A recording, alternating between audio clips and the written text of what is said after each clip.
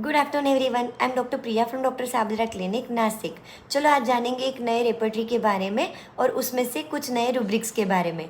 तो मैं आप सबको बताना चाहती हूँ कि जनरली हम जब सिंथेसिस रेपर्टरी या कंप्लीट रेपर्टरी यूज़ करते हैं तो वो टाइम पे हम देख पाते हैं कि बहुत सारे वर्ड्स जो हम रेगुलर हमारे मटेरिया मेडिका में पढ़ चुके हैं वो एज इट इज़ हमें रेपर्टरी में नहीं मिलते और फिर हमें वो सिलेक्ट करने में, रूब्रिक सिलेक्ट करने में कभी कभी डिफ़िकल्टी होती है। पर अगर आप मर्फी रेपर्टरी के एनवायरनमेंट चैप्टर में जाएंगे तो एनवायरनमेंट से रिलेटेड बहुत सारे ऐसे रूब्रिक जो वर्ड्स हमने हमारे मटेरिया मेडिका के जब हमने ड्रग्स के कीनोट स्टडी किए तब सुने हुए थे, वही के वही वर्ड्स एज ए रूब्रिक हमें वो एनवायरनमेंट चैप्टर में मिलते हैं मर्फी रेपर्टरी में। तो चलो आज उसके बारे में डिटेल में जानेंगे।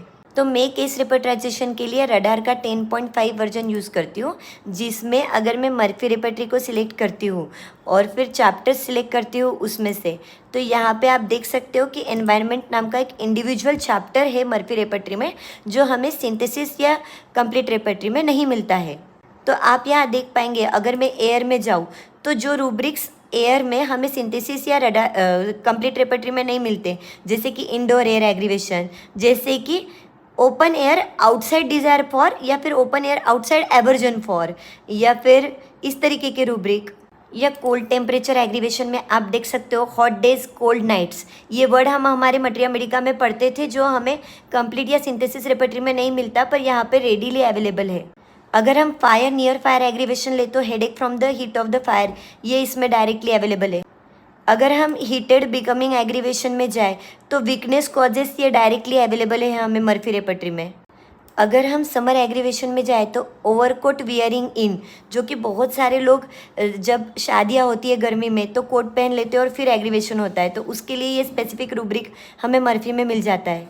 जब हम थंडरस्टॉर्म ड्यूरिंग एग्रीवेशन लेते हैं तो उसमें हमें लव्स टू वॉच, ये रूब्रिक सब रूब्रिक मिलता है जो हमें बाकी रेपर्टरी में नहीं मिलता।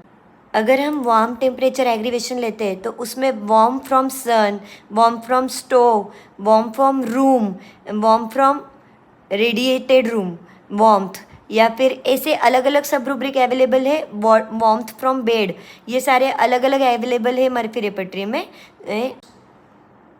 सनस्ट्रोक में भी हमें स्लेप्ट फ्रॉम हैविंग इन सन, ये सब रूब्रिक अवेलेबल है इसमें।